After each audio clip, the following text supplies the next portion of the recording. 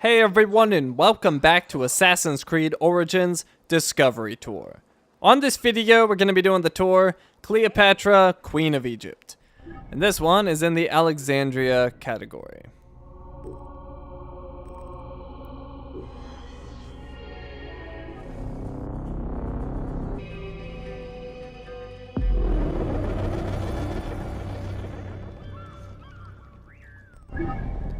And here we are on the map, in Alexandria, of course. Cleopatra, Queen of Egypt. Number of stations is 11. Learn about Cleopatra, the last of the ancient Egyptian pharaohs. Estimated time is 9 minutes. Welcome to Cleopatra, Queen of Egypt.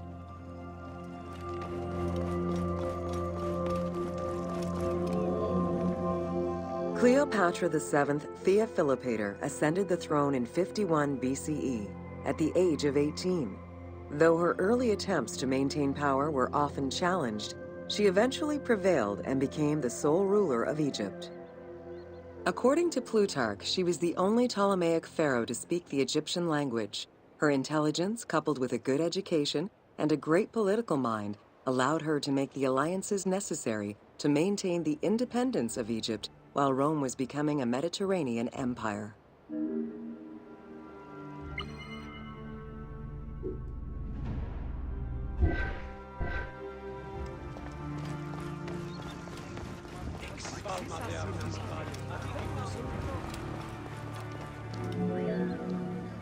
It is important to understand that Cleopatra's knowledge of Egyptian language and keen understanding of the culture allowed her to make powerful ideological reference that resonated with ancient Egyptians.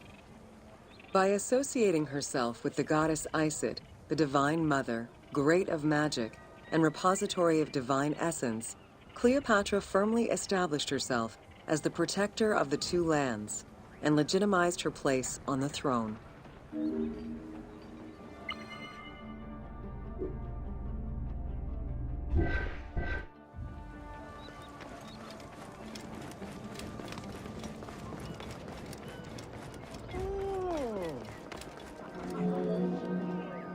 Upon his death in 51 BCE, Ptolemy XII Aulus bequeathed his kingdom to his daughter and eldest son, Cleopatra VII and Ptolemy XIII. As was custom, the siblings were married. The new pharaoh was 10 years old, his sister wife 17. The early years of their reign were not easy. Between 50 and 48 BCE, droughts and floods aggravated Egypt's problems. General Achillas and the royal advisor Pothinos kept intervening in the young ruler's political decisions, and eventually colluded to turn Ptolemy XIII against Cleopatra. By 48 BCE, Cleopatra was in exile.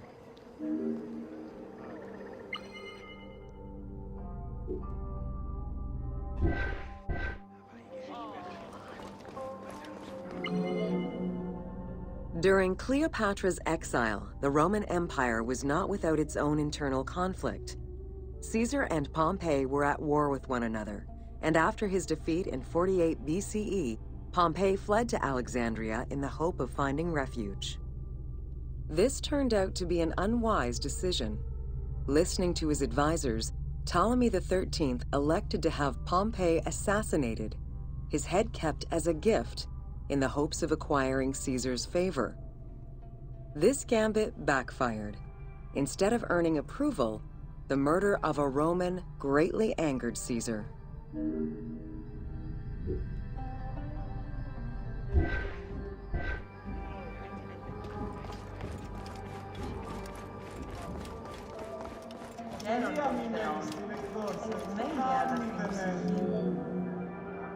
Cleopatra, aware of Caesar's anger against Ptolemy for the murder of Pompey, decided to take advantage of the situation. She returned to Egypt in secret, hoping to establish an alliance with one of the most powerful men of the time. Outside of the legend, where she had herself smuggled into his quarters in a carpet, what exactly happened during that fateful meeting remains a mystery. However, Caesar seemed to see a better ruler for Egypt in Cleopatra, than in her young and too easily influenced brother. Invoking Ptolemy XII's will, Caesar attempted to mediate peace between the siblings.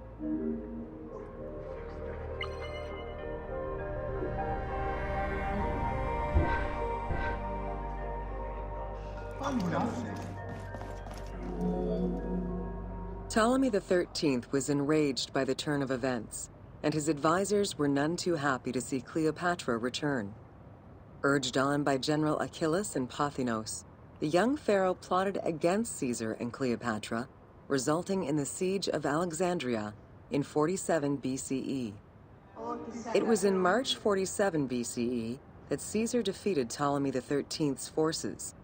The young pharaoh drowned in the Nile after having fled the battlefield. With her opponents dead or powerless, Cleopatra married her other much younger brother, Ptolemy XIV, and finally claimed the throne of Egypt for good. The end of the Alexandrian War also cemented the romantic and political alliance between Cleopatra and Caesar.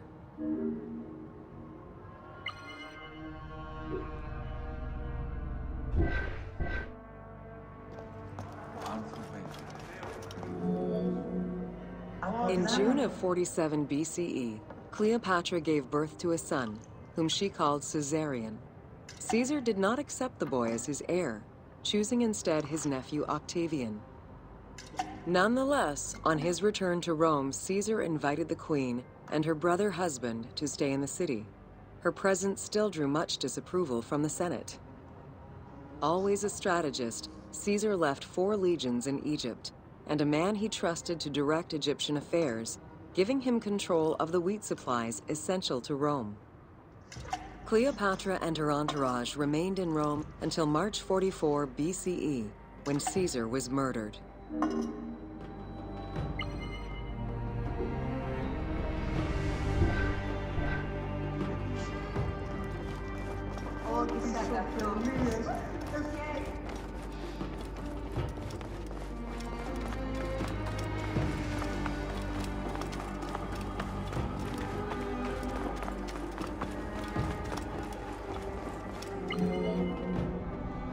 Caesar's most faithful ally, Mark Antony, often visited the Queen of Egypt during his stay in Rome.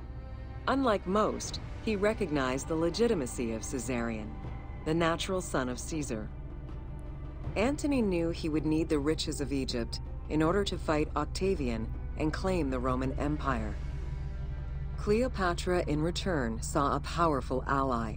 In the winter of 41 BCE, she arranged a sumptuous tour of Egypt by boat to show Antony the wealth of her country and the power she held as its ruler. A romantic and political relationship followed.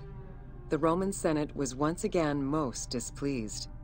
To calm spirits in Rome, Antony married Octavia, sister of Octavian.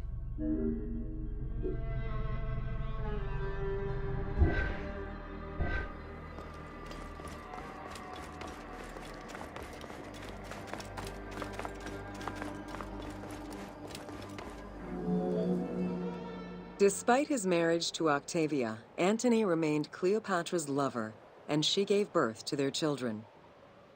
Cleopatra increased her kingdom's territory and started a political propaganda alongside her lover in Egypt and beyond.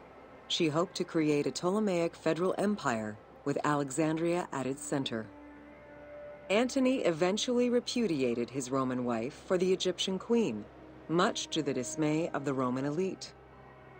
However, while Mark Antony focused on Egypt, Octavian carefully gained military and political ascendancy over him in Rome.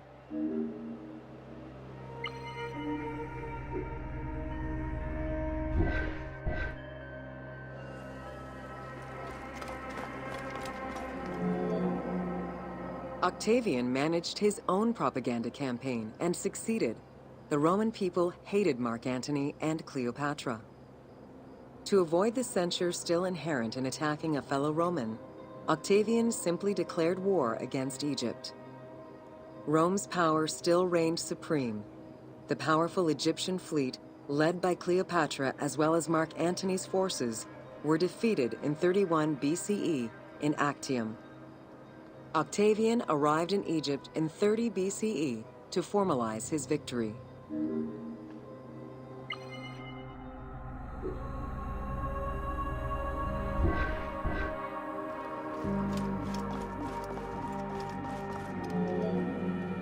The following events remain difficult to confirm due to the many versions and legends around them. It is believed that after hearing a rumor about Cleopatra's suicide, Mark Antony committed suicide himself. He was brought to the queen as he slowly passed away. Knowing that Octavian would have her chained and paraded through Rome in defeat, Cleopatra planned her own suicide. She most likely killed herself with arsenic, though admittedly, the version where she uses an asp to deliver a fatal bite may be considered more dramatic.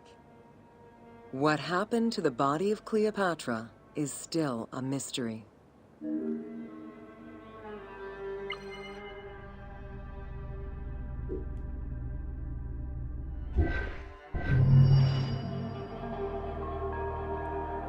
And that is the end of the tour. Let's take a look at the remaining tours.